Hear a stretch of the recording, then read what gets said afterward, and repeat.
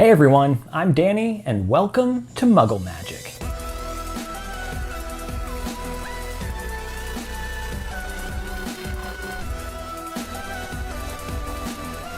One thing that I always loved about the Harry Potter films, and something that really always stuck out for me anyways, were the floating candles of the Great Hall. I just love things that are magical and haunted and things like that. Just something about it really appeals to me. So today we're going to be making the Great Hall floating candles. And I've seen other DIYs having to make these, but I wanted to make mine to last because those other DIYs used empty toilet paper rolls to make the candles, and that works, but they don't last very long. You might be able to get a couple uses out of them before they start, showing some visible wear on them.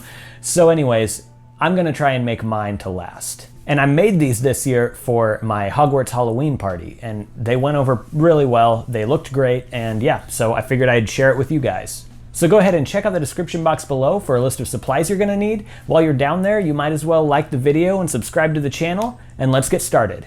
Okay, so there are two ways that you can do this. You can make them out of toilet paper rolls, just like empty toilet paper rolls, but I wanted mine to be more permanent, so I'm making mine out of PVC pipe. So we're gonna be using these tea lights here. These are electric tea lights. So what you wanna do is take one of these candles to your hardware store where you're gonna be buying your PVC pipe and make sure it fits pretty nicely in there. It doesn't have to fit perfect. Like mine, the PVC pipe is just a little bit too wide for it, so it just slides through, but that's okay. We're gonna get it to stay right at the top by the time we're done with this. But yeah, when you pick out your PVC pipe, take a candle width. I think they're all about the same size. I'm pretty sure this is like the standard tea light size, so mine is 1 1/4 inch. But yeah, just to be safe, take the tea light with you when you buy your PVC pipe to make sure that it's the right size. Now, if you're using your toilet paper roll, you don't have to worry about that because there you have it. So I bought a gigantic piece of PVC pipe. This has already been cut down quite a bit, but it was a lot. It was like 10 feet, I think, of PVC pipe. So what I'm gonna do is show you how I cut it. You can use any method you want to cut your PVC pipe. One way you can do it is just with a saw, and you can just saw it down. But the way I chose was with a pipe cutter, and that made it a lot easier for me in the long run to cut this PVC pipe. So the way this worked for me is that I just took my PVC pipe and I put it on the pipe cutter about where I wanted the length of the candle. And speaking of the length of the candle, it doesn't have to be, you don't want them all to be the same length. You probably want them to be, just varied lengths. Okay, so let's say I want to cut my PVC pipe right here. So what we would do is tighten this one up to about right here, and then you just sort of move this around to get, you probably can't see this, but there is a little notch right here that I've made. And then I tighten this up a little bit more, and we move it around a bit more. So now that notch is a little bit deeper. And then we tighten it up a third time and keep moving this around. And eventually this will cut the pipe. So let me just tighten it one more time, and this should be it. So here's the piece that I just cut off, and using this cutter, this pipe cutter here, we can get pretty much like a perfectly straight cut on the edge, and that's what I wanted. Now the next thing we want to do is we want to make it look like there's wax dripping from on here, and we're going to do that with some hot glue. So what I'm going to do here is just melt this hot glue all the way around the edge, and you can let it drip if it wants to drip. I mean, you want it to look natural, so just let the glue do what it wants to do here. Now you can see that the glue is starting to drip down a bit, and you probably want it to drip more, so you can put a little bit more glue on the spots that you think would look good as wax dripping down. And if it's not rolling down as fast as you want, it might be kind of slow, so you might want to start encouraging it to roll a bit faster. And to do that, you can just put a little bit more glue a bit further down, and that will let it start dripping down a little bit further. So right here, what we have going on right now, this is pretty much what you want it to look like. It looks kind of like a candle. Now you want to wait for this glue to completely dry because the next step is painting it. And you don't want to paint on top of wet glue.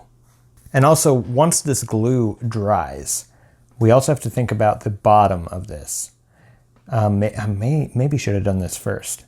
But the bottom of this, we want to cover. We don't want it to be open like this because that'll look kind of strange. So I'm just going to do that with paper because, you know, why not? I'm just going to use a colored pencil to trace around.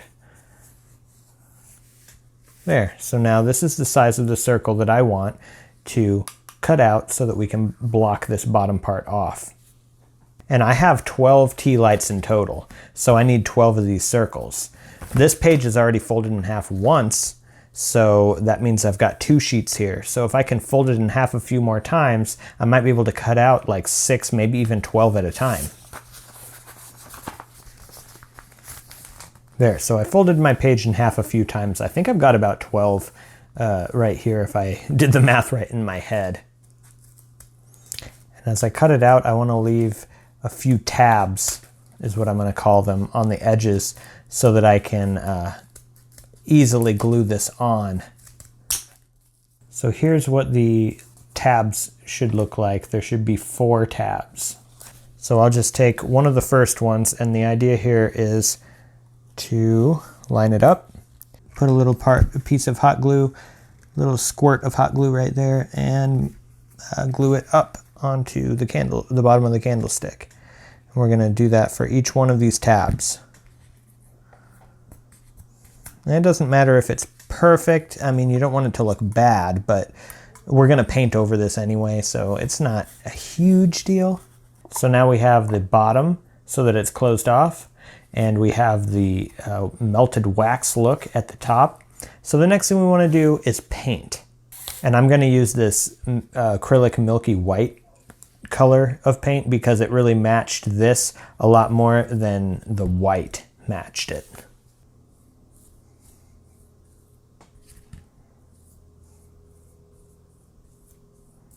And I know right here it doesn't look perfect. I don't know if you can see it, but I can see all the little brush strokes on here. But you don't really need to worry too much about it being perfect because this is going to be hung up on your ceiling, and it's going to be in dim lighting. No one's really going to be able to tell that all these brush strokes are on there unless they get up really close to the candle. So don't worry about that. So this is pretty much completely dried now. So we need to paint the bottom, but before we do that, we actually need to put a couple of holes in this. We need one here and one here. And there are 2 reasons for these holes. One, when we put the tea light in there, it's going to hold it at the top so it doesn't fall down into it. And 2, it's going to allow us to hang the candle from the ceiling. So for lack of a better way, I don't have a drill, so for lack of a better way to put this in there, I'm just going to use a small nail and a hammer, and I'm going to just put a little hole right here, and I'm just going to measure it down by how deep this candle would go. So measuring it down to about right there. And then I'm going to take my hammer and I'm just going to tap this through the candle. Okay, it's almost through. I really thought this was going to be easier, so if you have a drill, I recommend using the drill. Don't do this. There we go. Okay, we've got one hole through. Now we just need to measure down about the same amount on the other side. So this is what's called illusion cord, and you can usually get this in like crafting stores. And I'm pretty sure I found this near the jewelry aisle where you would find like beads and all that stuff. So yeah, I'm gonna pull off a piece of this invisible cord, this illusion cord, to about, maybe a foot or less. So I have a foot or less of this illusion cord, and I don't know if you're even going to be able to pick this up on the camera. It's supposed to be invisible. So I'm just going to thread this through. So now I have the cord through there, and you can see it against that darker background there. Can't really see it against the white background, but as you can see, this is just going to kind of make the candle look like it's floating. So once you get that cord through, up at the top, we want to tie a knot. And then I should be able to take my tea light and place it right in there, and the cord should hold it, yep, right there. So that makes it easy so you can take this out if you need to change the battery or just get a completely different tea light altogether. But you see, if you put it in, it's like a little floating candle. Now, the only thing we have left to do is paint the bottom. So this should be pretty simple. I'm just going to paint the bottom like this, and I am done. Now I'm just going to let that dry, and this candle is completely finished. And you just repeat this process with all the candles that you're going to use. If you'd like a chance at winning the floating candles that I made in this video today, I'll be giving away 6 of them. And they're all going to one person. They're not 6 different people get one candle. It's 6 candles to 1 winner. The weekly giveaway link is in the description box below. You'll also find my 40K giveaway, which is for a Muggle Magic mystery box, which contains, it's gonna have 7 items in it, 2 of which are completely brand new, never before seen on my channel, and I won't release them until after the box is won and received. Also, on top of that, I'm giving away a Geek Gear Wizardry subscription box for September, and this is for the Hufflepuff box. So if you want to win this box, there's also a link in the description box below to that giveaway. Speaking of giveaways, I have a winner to announce for the new Salemers pamphlet, and the winner is William Copeland. Congratulations, and I've sent you an email with instructions on how you can claim your prize. Remember, I get a lot of ideas for these DIYs that I do from your comments. So if you have an idea for something that you want to see me do in the future, definitely leave a comment below and let me know. If you're interested in seeing more DIY videos having to do with Harry Potter and more, go ahead and subscribe to my channel if you're not already. All right, that's it for today. Thank you so much for watching, and I'll see you in the next video.